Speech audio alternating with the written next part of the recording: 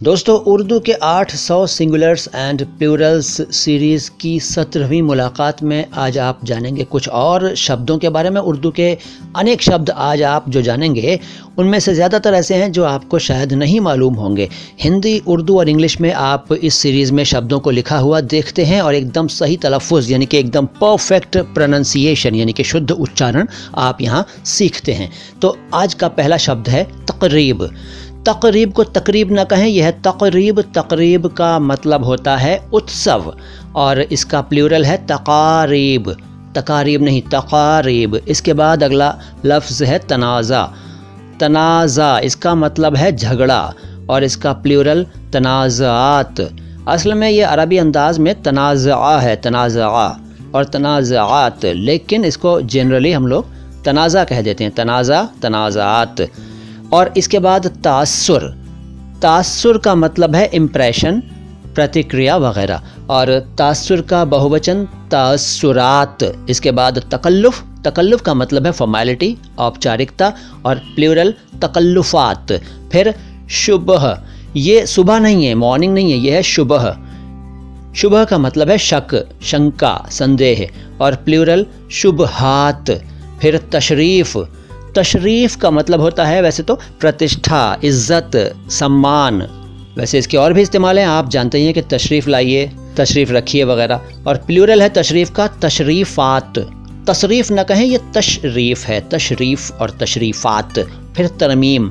तरमीम का मतलब है संशोधन, अमेंडमेंट, और प्लूरल तरामीम। इसके बाद ताज़ीर। दरअसल ये ताज़ीर है, लेकिन ताज़ीर कहिए सिंपली। ताज़ीर का मतलब होता है सज़ा देना और इसका प्लूरल ताज़ीरात।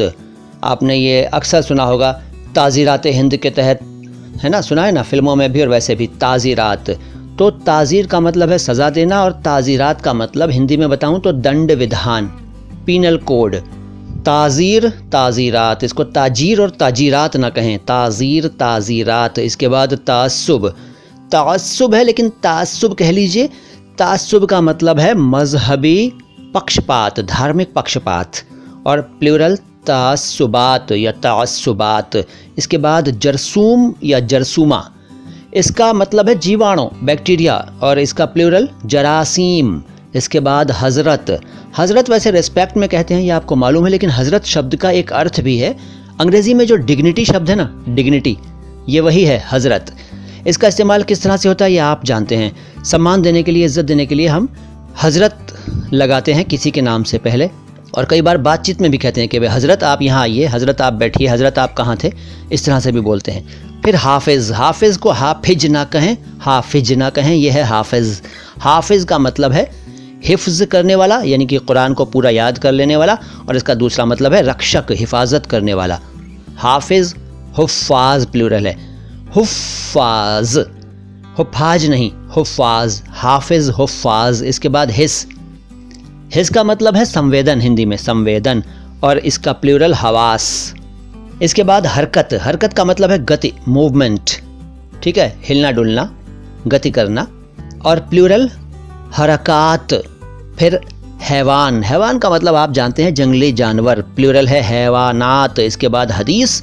हदीस का अर्थ अगर आप नहीं जानते हैं तो बता दूं, हदीस दरअसल हज़रत मोहम्मद सल्लल्लाहु अलैहि वसल्लम की तालीमात और उनके लाइफस्टाइल को बताती हुई किताबें होती हैं, और इसका प्लूरल है अहादीस।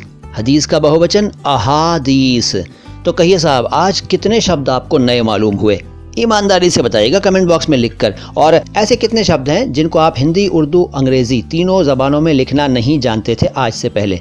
ये दोनों बातें मुझे कमेंट बॉक्स में बताइएगा अगर चाहें तो। मैं मोइन शम्सी हूँ और ये चैनल है अल्फाज आवाज़ अंदाज़। सलाम हिंदुस्तान।